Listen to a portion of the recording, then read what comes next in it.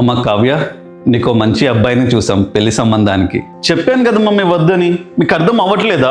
మీకు తెలుసు కదా బయట అబ్బాయిలు ఎలా ఉన్నారో. నాకు పెళ్లి చేసుకోవాలని లేదు. నా బెస్ట్ ఫ్రెండ్ పూజాని చూడు, లవ్ మ్యారేజ్ చేసుకుంది, అయినా హ్యాపీగా లేదు.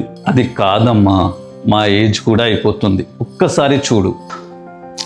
మమ్మీ, ఇతను కూడా అందరిలాంటి వాడే అయితే, అలా కాకపోతే ఒక్కసారి కలిసి చూడు.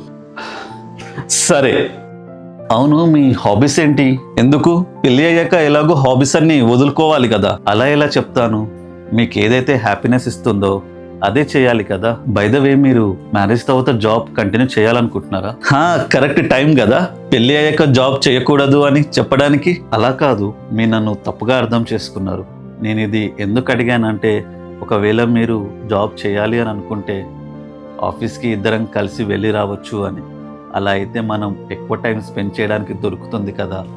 కానీ పర్మిషన్ అయితే తీసుకోవాలి కదా ప్రతిదానికి. పర్మిషన్ మీరు జస్ట్ చెప్పండి అంతే, నేను ఎవరి పర్మిషన్ తీసుకోను. మీకు ఏది అనిపిస్తే అది చేయండి. అండ్ పెళ్లి తర్వాత అందరూ పిల్లలు కావాలి అని ప్రెజర్ చేస్తారు. మరి దానికి మన లైఫ్లో ఇంత పెద్ద డిసిజన్ ఎవరు ఎందుకు తీసుకుంటారు? మనం రెడీ అయ్యామనుకునే వరకు ఎవరు ఏమనరు. అది మన డిసిజన్ కదా. నేను సింగిల్ చైల్డ్ అండ్ నా మ్యారేజ్ తర్వాత నా పేరెంట్స్ ఒంటరిగా అయిపోతారు అండ్ వాళ్ళ హెల్త్ కూడా సరిగ్గా లేదు. అలా ఎందుకు అంటున్నారు? మా పేరెంట్స్ ఎలాగో మీ పేరెంట్స్ కూడా అలాగే. మనం పక్క పక్కనే ఫ్లాట్స్ తీసుకుందాం.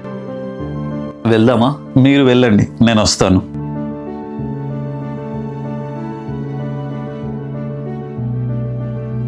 మేడం చెప్పండి, మీకు ఇష్టమేనా? మమ్మీ, నాకు ఇష్టమే. మీరు తనని అడగండి.